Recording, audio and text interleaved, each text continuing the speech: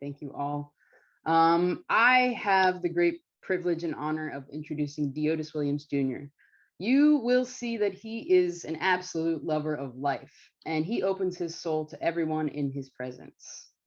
He is a golden era hip hop fanatic, and he has a love for the core elements of the art: graffiti, turntablism, poetry, of rapping, and breakdancing. And DeOtis does create a dance party wherever he is. And I can validate this because I was at the mid-year where DeOtis started rapping Dr. Seuss on stage, and it lit up a party. It was just incredible. We might have some photos of that hiding somewhere. I'm not sure where they're gonna land. DeOtis, good luck. DeOtis has committed himself to his own education. He attended Savannah State University, then transferred to Georgia Southern University, where he earned his bachelor's in sociology. After undergrad, he decided to serve in Notre Dame Mission Volunteers AmeriCorps for 3 years. One wasn't enough, two wasn't enough, going for 3, and then a lifetime. So 2 years in Seattle and 1 in Baltimore. And I do remember when Sissy asked him if he was interested in coming across the country to Baltimore to help us develop a new program. We weren't even sure how it was going to go. And DeOtis, forever faithful to his call to serve, said a vibrant yes and moved his life across the country to help us launch our outreach to folks who've been incarcerated. After his 3rd service year, DeOtis turned to his career path toward education. He earned his master's in teaching at the University of Central Missouri and a degree in educational administration at the University of Missouri, Kansas City. Currently, this guy doesn't stop. I'm getting winded just thinking about all your work. DeOtis is finishing his doctorate in education in curriculum, teaching, leadership, and learning at Northeastern University, while also working as a founding school administrator in a high school in Springfield, Massachusetts.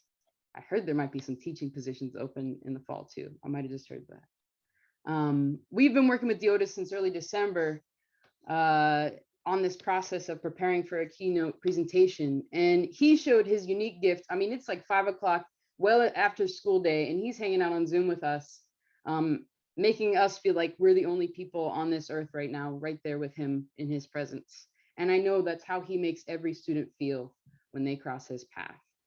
He knows that relationships are at the center of impactful and meaningful, life-changing education. He also has been known to use his skills as a barber to build trust with his students. I believe his student, Bryant Pittman, from way back when, from Garfield High School, when he was serving in Seattle, might be joining him today. I'll say a little bit about Bryant. He is here to share some words, hopefully, and also confirm that DeOtis is aging gracefully. Since graduating from high school, Bryant has relocated to New Orleans, where he earned his Class A CDL and spends his free time playing and listening to music, also a love of DeOtis's, hosting barbecues, and expressing himself through poetry. Please join me in welcoming DeOtis Williams Jr. Family, the love out here, man. This is beautiful. Wow. Y'all, this is amazing, y'all. Gotta say, definitely appreciate all the love out here in the atmosphere. Definitely appreciate all the love. Adrian is definitely going to keep me on track, y'all, because I have a tendency to take what could be said in 20 words and turn it into 500. All right, so I'm definitely going to, Adrian's going to keep me on track. But I got to say, first I got to give a shout out to Sissy. I see you on the screen. I really appreciate the opportunities and the love. And I also got to give a shout out real quick to Kat Can. Saw her name on here, and she was my site director out in Seattle. So I see you, Kat, without a doubt. Yo, as I sit here and I hopped on during the storytelling, I had all these ideas and things that I wanted to, share, in my time with everyone. But I got to be honest, I got butterflies when I was watching the storytelling. It caught me off guard. I'm sitting here thinking that I'm just about to come in here, share a couple of things that I've learned over the course of the years in education. And then I'm watching the storytelling, and I pretty much lost all train of thought. I'm looking at, San Fran, I'm looking at Seattle, seeing old stomping grounds, knowing that this is like the 30th year anniversary, looking at what the work that's being done in Haiti. It's a lot. And I'm like, yo, this is a lifetime of service, that's been shared, and I happen to have the opportunity to share in a small piece of that. And so even just thinking about my growth as an individual, you know, when I joined AmeriCorps, I was sitting there, you know, listening to Adrian give the introduction, and I'm like, yo, half the things she mentioned on there, I didn't learn until after my service in AmeriCorps. Like I didn't go kayaking until after I went kayaking when we had a couple of meetings, like off in a cabin on a lake, and I'm in the Puget Sound on this kayak, you know, lost in the water. I didn't go hiking until my AmeriCorps colleagues took me up to the Olympic National Park in the Cascades. And after 2 hikes, I consider myself a professional. So I wanted to go back to Georgia and tell everybody, I do hiking. I'm gonna take y'all on hikes. And I didn't know what I was doing. Next thing I know, we went on a hike and snakes are falling out the tree and we all running. Like it's like, it's bananas. But at the end of the day, it's like, I don't know, it's like I learned so much over that time. But what I want to do before I actually, you know, get started with some of the key things that I wanted to just share is I've learned something from a professor I heard speak some years ago. And before she gave a lecture, she wanted to make sure to let the audience know that she brings her true authentic self to the stage whenever she speaks, right? And that's something that I'm going to also do the same thing. I've made deliberate choices along the way in my professional maturation to basically stop fronting and to bring my whole self in everything that I do, right? And so I don't try to control my Blackness. I don't try to control my culture when I'm on stage as an educational professional. So you might hear some slang, you know, you might hear things of that nature and say, oh, well, school administrators don't talk like that. Well, I do, you know, I am who I am, you know, and that in and of itself, when I bring that to the table, especially in my role as an assistant principal, it definitely makes the work real and true. And I say the word work, I don't even want to say the word work because I don't even feel like that. You know, it's weird. Yeah, it's definitely something that I love to do, but I definitely want to make sure I share that because I've also learned that when you're engaging with people with their cultural being, it's a little bit more enriching rather than people, you know, being somebody that they aren't, you know. So I definitely want to make sure that I bring that to the table and that, you know, that I'm comfortable in my skin as I share some experiences with everyone. Real quick, Adrian did share a little bit about the background because I started my service in Seattle at the North Shore Family Center. And I did my first year there and my second year at Garfield High School. And I wanted to bring that up is because my earlier learnings started there. You know, when I first moved out to Seattle, I came from the East Coast, right? I'm a military brat, so I lived a little bit everywhere. But I had this one image of what poverty looked like, you know? And so when I moved out there, you know, I had this mentality that I'm like, yeah, I'm about to go out there, I'm about to help these communities, and I'm about to, you know, just serve, right? And so I moved out to Seattle, and I never forget, I was living across the street from the University of Washington on 45th, and I was taking a bus out to my service site in Bothell, and I never forget, like I'm used to seeing in my mind, like poverty had like trash on the ground, it was like abandoned buildings, things of that nature, right? But when I was there, I was riding, I'm seeing these beautiful homes and I'm seeing these lakes and mountains and stuff. And I was like disappointed because I'm like, oh, this community doesn't need my help. Like, why am I mean, I just flew all the way across the country from Savannah, Georgia to serve here. I need to be where they need me, right? But when I got to the family center, my very first task was to go out into the community and just let the community know what type of work we were doing at the family center. And so I was like, cool. So I left the family center. I went walking around the neighborhood. I went to this apartment complex, right? Knocking on the door, boom, boom, boom, boom, boom. And when the door, it's like a 3-bedroom apartment. When the door opened, I met the individuals living inside, the families living inside. And what I found was it was like 14 families living in this 3-bedroom, you know, apartment. And that was new to me, you know, and I was like, oh, you know what I'm saying? And I was talking to the families and whatnot and learning about their needs and sharing what we offered at the family center. And the families there were some of the first families that came to the family center for us to offer the resources. That was my introduction to the work that I started doing in AmeriCorps. And that opened up my mind right off the bat to the further work that I'll continue to do.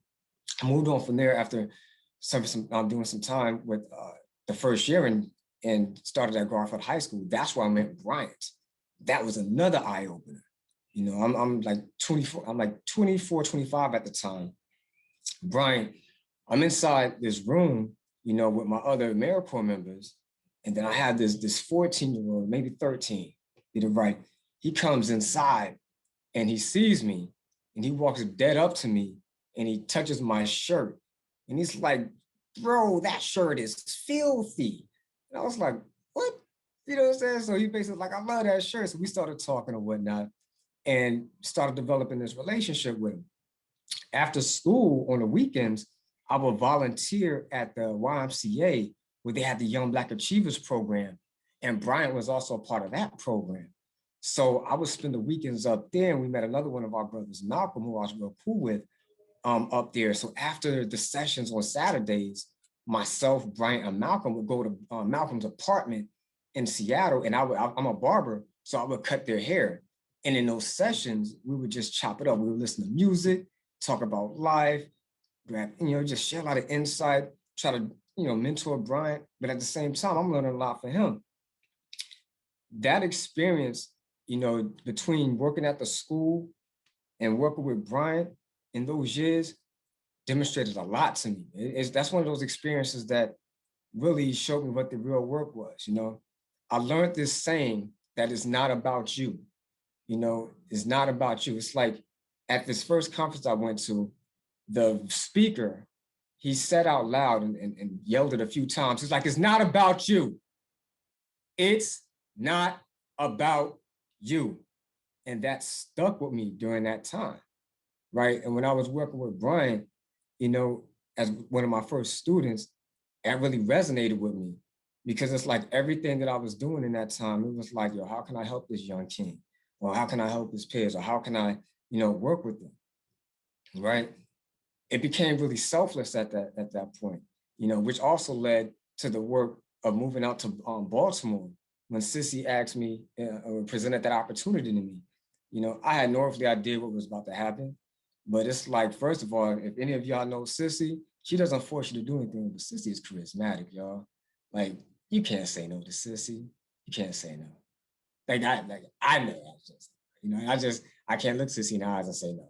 And then when Adrian asked me to do this, it's like, I like to play the background, y'all. I don't like to be on center stage. Like, there's a time in my life when I wanted, where I didn't mind being a center of attention. I was the one who threw the parties. Matter of fact, I was the one who would make sure that you did not have an excuse not to go to the party. But then as I got older, I just I'm not that guy. I want to play the background. And Adrian must have got that charisma from Sissy as well, because can't say no to Adrian. So basically at the end of the day, when she presented me with this opportunity, I had to say yes. But going back to Be More, presented that opportunity, I was like, you know what? I definitely would love to go out there and see what I can do. So when I was in Be More, just to make a long story long, I'm trying to make it short, y'all. I was working, in the correctional facilities in Baltimore and throughout the state of Maryland. And there, I was assisting incarcerated persons with getting their GED, visitation, child support modifications, things of that nature. And I also was helping with ex-offender reentry.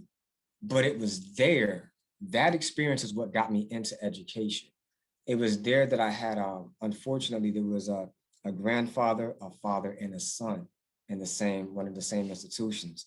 And they mentioned to me, they said, you know what, DeOtis, you got to catch our kids before they come in here, and I realized at that time, I was like, after talking to some folks and really spending a lot of time in there was, I've never seen this, but there was brothers in there, sisters who had bachelor's degrees, master's degrees, and doctorate degrees, right? And I realized, I'm like, man, I'm no different than anybody in here.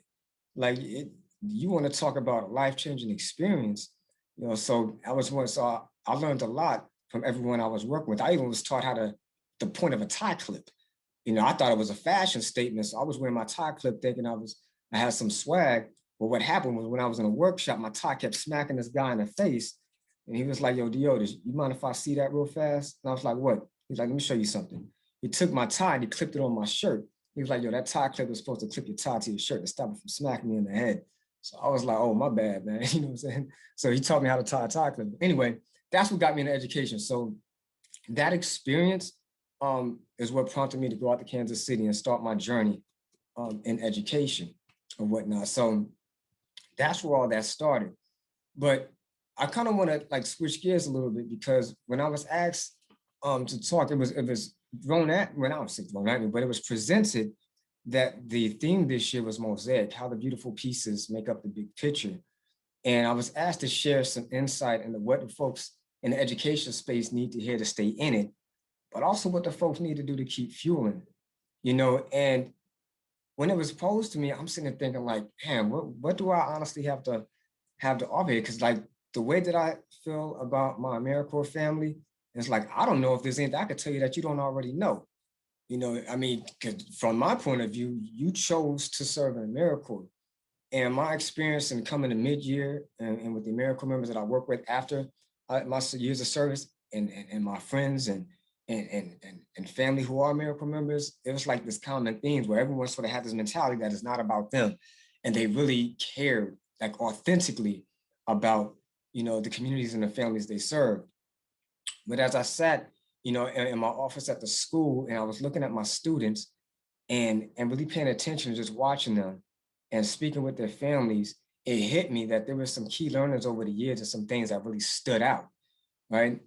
And some of those key things that really stood out that I'm gonna just briefly, share from my experience are like authenticity, love, humility and vulnerability, patience, consistency, a sense of humor, and overall the power of relationships at the end of the day. And when I thought about those elements, those are the things at the end of the day that kept me in education. I'm not going to sit here and lie to you and basically say that education has been the most like smooth ride. Because when I first got in, that word authentic didn't apply to me at the end of the day.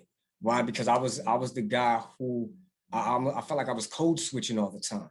I would go to work, put on this face, and I would hold on to how I was really feeling about things.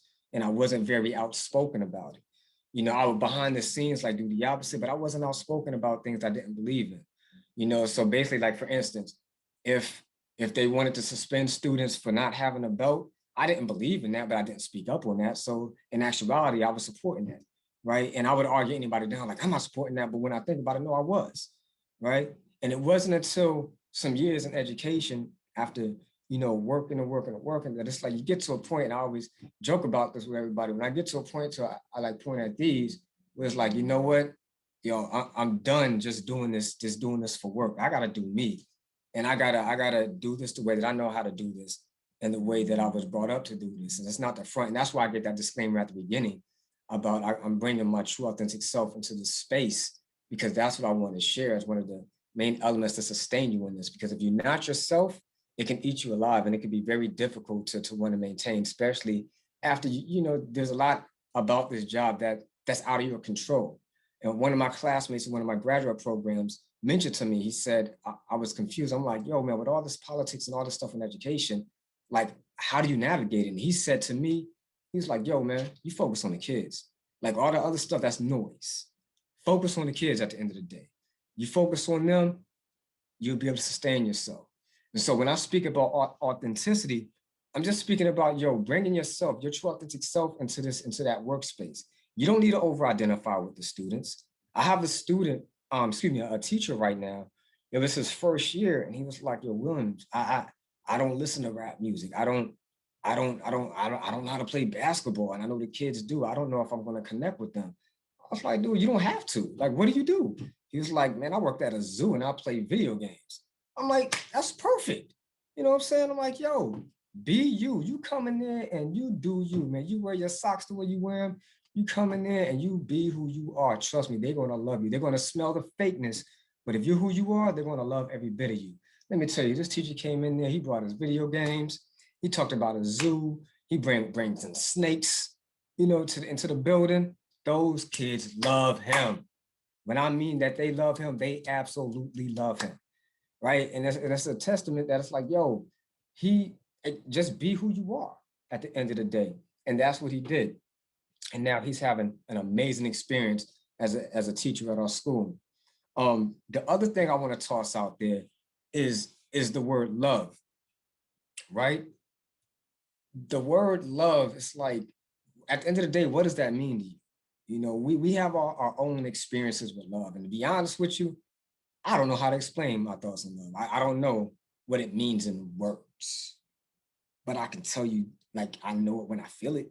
At the end of the day, I know that I didn't know what I didn't know, and that when I got on this Zoom not too long ago, and I felt butterflies when I was watching the storytelling, I'm sitting there like, man, I think I love them, yo. I'm like, I think I love them. You know what I'm saying? Like, I'm like, man, I told Adrian I wasn't going to shed a tear because I got to keep my hood card, y'all. So I ain't shedding a tear. I got to keep my hood card at the end of the day. But I ain't afraid to say I love y'all. You know what I'm saying? I ain't afraid to say I love y'all. So, but I have to say that because it's like one thing that we share with folks, especially like at our, like when we interview, and this is once again being real, is that listen, when you come into an educational space, like we're not looking for the smartest people in the world. At some point, like everybody comes in with a level of smartness and intelligence, right? You can have all, you could be degreed up, have all degrees in the world, right? Like when folks come to interview, their resume looks nice, like it's beautiful, right? So we're not concerned about that. I could teach you how to teach. You know, we could teach you pedagogy, we could teach you instruction, like all the other stuff. What I haven't figured out is how to teach you how to love our kids. That's what I haven't figured out, right? And that's the piece that's like the common denominator here. So it's like, at the end of the day, kids care how much you, they don't, excuse me, kids don't care how much you know until they know how much you care at the end of the day, right? And so when you can bring like that warmth, that like that warm, demanding, you know, vibe into the school, into the classroom, to the culture, that other stuff is it's gonna fall in line. That other stuff is gonna be on point. You know, you gotta bring that. Like I see a lot of schools, like folks, they talk about map scores and all this other stuff, and they completely forget about the human being at the core. You know, you're talking about numbers. It's like, yo, if you look at that person in front of you, that's a human being right there. Like that's a living being. Like they're not a number. But I promise you, if you could tap into their heart and soul, they're gonna do every single thing you ask them to do, and then you're gonna by default, you're gonna get those scores that you're looking for, right? So bring that love into the school and into your classroom at the end of the day. Down to humility and vulnerability. That's the piece where it's like two sayings. Somebody said at this quote, and I can't remember who it was. So if you do know this person, definitely put it in the chat. My bad, don't mean to steal their stuff. I just can't remember who it was. But it said, the more I know, the more I realize I don't know. And I don't know what I don't know at the end of the day. So I basically like, I approach this profession and I approach just life as a student of life. And it's like, I realized that, listen, when I'm with my kids, you know, I learn a lot from them. And it also tells me how much I don't know. And then I realized, like, you know what? They're the ones that are really the teachers. Like I feel myself as a facilitator. And what does that mean? It's like when I work with the kids, like that school is their ecosystem, right? It's not my responsibility to tell them what they need at the end of the day. It's my responsibility to find their strengths, find out where they're powerful at, and help them create the best life they can for themselves, right? It's not my job to determine and judge them on what they can do in front of me right now. It's like, I may not ever see that. It's not my responsibility. And we'll get to that in a second. But it's like, with the humility and vulnerability, are you willing to let your students teach you? Or are you willing to let your families guide you? And with that, like I'm working with a group at my empowerment zone I even had to check myself on using the words like, even from my own experience, like work within service, because now what I see is that I'm partnering with my students, I'm partnering with my families. So it's like we're working together. So what I tell the teachers is like, listen, you creating a lesson plan, yo, have the students create that with you. Like y'all can sit there and brainstorm together. And if you don't know something, be like, you know what, I have no clue at all. Tell me what that is. And trust and believe the students to get up in front of you and let you know they want to share their expertise, right? So basically just kind of taking a step back and letting and providing a platform for them to lead, right? Those are a couple of elements that I want to share that have kept me here in this space. Another one is patience.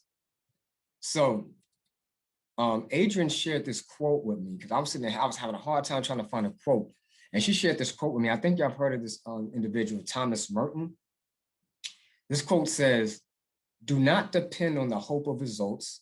You may have to face the fact that your work will apparently will be apparently worthless and even achieve no result at all, if not perhaps results opposite to what you expect. As you get used to this idea, you start more and more to concentrate not on the results, but on the value, the rightness, the truth of the work itself. And so from that, the experience I've had from that is that sometimes you can be in education and you might be working with students and you're not going to see the fruits of your labor. You're just not. You know, you want to teach them all year long, and it's like, dang, man, they went on, but I don't know if I taught them anything. I don't know if they really got it. And then you'll see another group of kids, it's like, man, I don't know if they even got it. And then another group. And then that's where it's like, it start feeling hard because you really start questioning, man, am I really making a difference? Does this stuff even matter? And that's where I want to share with you a quick story of an experience that I had when I was in Kansas City. So I had this student, this young king would sleep in class every day. And every day I had to go to him, yo, King, I need you to get up, man. Yo, my man, I need you, come on, let's do some push-ups. And then we do push-ups in the middle of class, middle of the lesson. Trying to get him up, he goes back to his table, he knocked out. I'm like, hey, I'm calling parents. Oh, I don't know what's going on. He won't stay up in class. My young man was knocked out all the time, right? He passed that class and moved to the next grade by the skin of his teeth, y'all. I tell him lies here. About 7 years later, 7 years, yo, that's a long time. 7 years later, I'm at a track meet in Kansas City. At a track meet, and I'm watching this track meet of some of my new students and whatnot. And this guy with a beard walks up to me. He's like, yo, Mr. Williams. And I'm like, first of all, who are you? Like, I don't know who you are. And you're calling me Mr. Williams, you know? And he's like, oh, you don't remember me? I'm so-and-so. And I'm looking at his eyes. I'm like, you do look familiar, but he got a full-fledged, like all this. I'm like, and he explained who he is. I'm like, hold on. You my man that was sleeping in class? He was like, yeah, yo, listen, I'm in community college right now. I'm getting this degree. I'm about to transfer next year to go to this, I think he was going to KU, and he was going to get another degree. And he was like, yo, I just want to say thank you, yo, for everything you've done for me. I heard all the coach used to say, hey, yo, trust me, I know I was sleeping in your class, but I heard everything, yo. And I tell you, I bawled. I was like, it came out. All of it came out. I'm sitting there like, you have got to be kidding me. Like all these years, and that's what happened. And that's what made me a believer at that time. But y'all, it was like 7 years later. That's a long time, right? But that made me a believer that, you know what, it's not my responsibility to try to force it to happen on my time. It's my responsibility to make sure that I'm doing everything in my power, following best practices to help this young king, these young queens get to where they want to be the best that they can be responsibly civic individuals. But knowing that I could look myself in the mirror and did that on a day in and day out, and I'm gonna get to that next piece, consistency, in a second, then at least I know that I could pass the baton to the next, you know, educator or the next person that's going to help guide them so that we can like be the village to help move them along, right? And so that's something that has stuck with me all those years. Now, next piece is consistency. And the question I have on that is like, will you show up every day for your kiddos, not just in the physical, but interact with them, right? Because that consistency is something that's real. Like they're going to be there, you know, they have no choice of going to law, they want to be there, but we're human beings. And sometimes this is where this work gets hard, right? Because it's like you might have 100 and some odd students. So you got to like sort of, it's not about you. Remember that, you got to sort of put that in there, right? It's not about you. You have to somehow figure out how to put your feelings aside, compartmentalize that, and take on everything that's going on with your babies, everything. And that's a huge weight to carry, right? And the way that, you know, one of the things that I always always share with folks is that, yo, in order to do that, you got to take care of self. Whatever your personal routine is, whether it's exercise, or whether it's massages, whether it's, you know, meditation, yoga, eating good food, having positive relations, whatever it is, you need to do that first and bring your healthy self to your work environment. Because if you don't, if you have come in with negative vibes, that negative energy is going to filter onto your students and it can just disrupt everything that we're trying to do. So please, you got to take care of yourself first. And that's something that I've seen as educators, we do a horrible job doing because we're so used to serving, so used to giving that we tend to think about everybody else and not think about ourselves. But this is where, you know, I try to share, like, listen, I'm a proponent of take care of yourself first so that we can be there for our babies and their families. So that's another piece. of being consistent with that. The sense of humor piece, right? We'll move on to sense of humor. Are you willing to be silly with your kids? You know, so that part, yo, live, love, laugh, y'all. Like, have fun. I don't know where and why the joy of education has got erased, y'all. But like, look at, like, next time you have a chance, and shout out to all my folks in elementary schools. I love y'all. Like, look at some kindergartners and look at the joy a lot of them coming with, right? Their book bag is bigger than their body. They running and it's swaying left and right all over the place, right? You know what I'm saying? They want to come and hug your leg, and you come down and say, well, they're like, hey, mister, what do you need? And they look at you and they sneeze and cough in your face. And you're like, oh, I did not want that. Like, what just happened? Right? It's just it's the best thing in the world. Laugh with them, man. Are you willing to like be silly with your kids, learn their dances? You know what I'm saying? Just be fun. Like I had that same teacher I mentioned earlier about like, I don't know how to connect with them, but now it's like the best teacher they love. My guy, now I probably wouldn't do this, y'all ain't gonna lie. My guy agreed to get taped to the door. So what he's gonna do is stand up on a chair and let them duct tape him to the door so that when you move the chair, he's still supposed to be like held up by the tape on the door. Y'all, I don't know how that's gonna work, but that's what he said he's gonna do. All right. So, I mean, hey, to each his own, but live, have fun with them, laugh, dance, have a good time. Yeah, yeah, right. It's a science experiment, right? But just have a good time with them, you know. So definitely, like, also when you sort of bring that joy back into the school building and the classroom, like it once again, it feeds that ecosystem, and kids are going to enjoy school. They're going to do everything you ask them to do, and guess what? You just might get the scores that you're looking for at the end of the day, right? So yeah, definitely keep that in mind. The other one, and this last one, this is probably more after this, but these are the ones that really stuck with me, right? So far, I went through authenticity, love, humility, vulnerability, patience, consistency, sense of humor. And then the next one is the power of relationships. Yo, when I tell you, I think it was like my first or second year of teaching, I learned the power of relationships. Yo, trust me on this. I'm about to share this with you. So I was in Kansas City, and I was at this K-8 school. It was Derek Thomas Academy, named after the Hall of Famer Derek Thomas. And school was going through a lot of situations and whatnot, right? But the team that I was on, we all built strong relationships with our kids. We was going to every basketball game, every football game. Oh, we were some fans in there.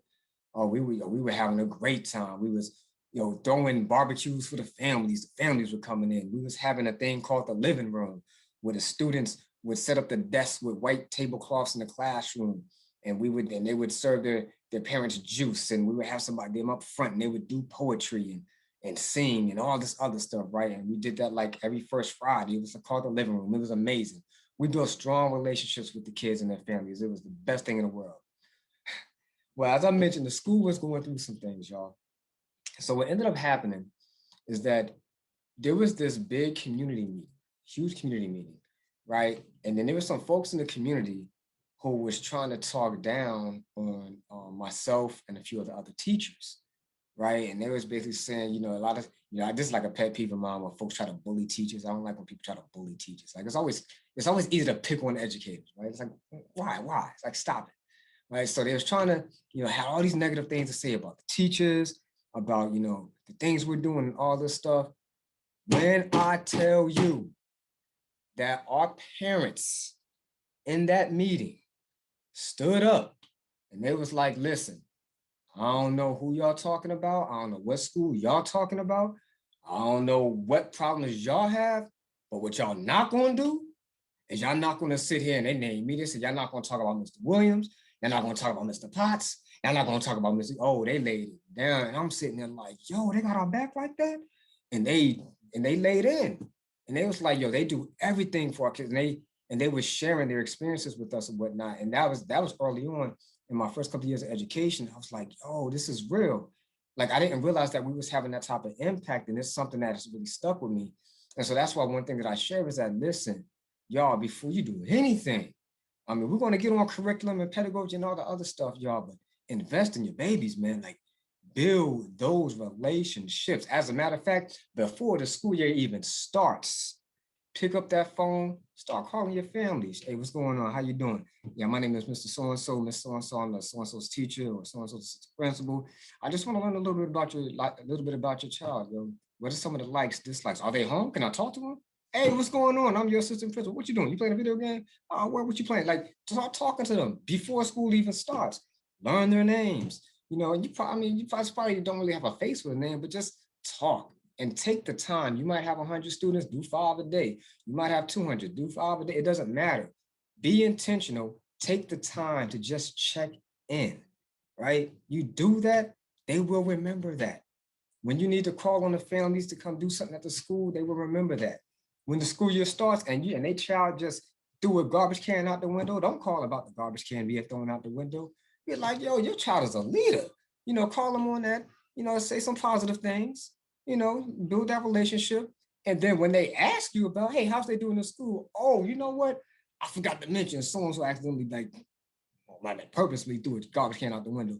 But if you start calling them on positive things at the end of the day, is you build that emotional bank account, then you can make like small deposits every now and then.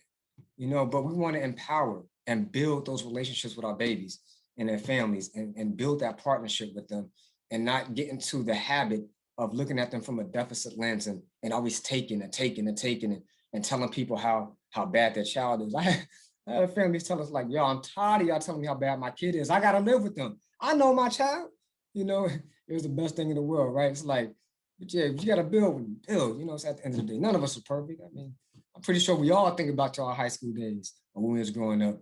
We all probably did some things, y'all, you know what I'm saying? Just to put it out there at the end of the day. So I'm just going to put it on Front Street, but just build those relationships with your families, y'all, at the end of the day. And that's something that will stick with them for life.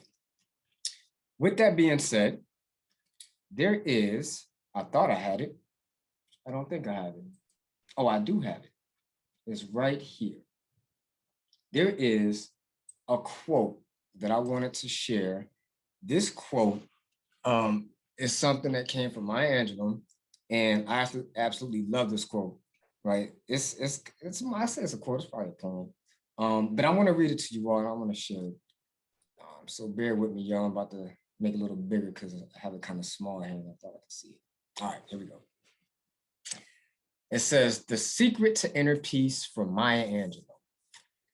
"I've learned that no matter what happens or how bad it seems today, life does go on and it will be better tomorrow. I've learned that you could tell a lot about a person by the way he or she handles 3 things: a rainy day, lost luggage, and tangled Christmas tree lights. I've learned that regardless of your relationship with your parents, you'll miss them when they're gone from your life. I've learned that making a living is not the same thing as making a life. I've learned that life sometimes gives you a second chance. I've learned that you shouldn't go through life with a catcher's mitt on both hands. You need to be able to throw some things back. I've learned that whenever I decide something with an open heart, I usually make the right decision. I've learned that even when I have pains, I don't have to be one. I've learned that every day you should reach out and touch someone. People love a warm hug or just a friendly pat on the back. I've learned that I still have a lot to learn. I've learned that people will forget what you said. People will forget what you did, but people will never forget how you made them feel. And that's something that's really stuck with me. Shout out to Maya Angelou on that, y'all. Thank you for your time, everyone. Peace and love. I really appreciate it, y'all. You know, this has been an amazing experience. All right. DeOtis, you are amazing. Virtual hugs, big time hugs. When we are in person, you are coming back because this chat is just blowing up. You gotta savor some of this. I don't know. I just wrote a bunch of stuff on here, but all I know is that I'm sending my babies to you when they're ready for high school. I feel that so deeply, that you are the kind of person that I feel very grateful that you're just sharing your wisdom with us all around.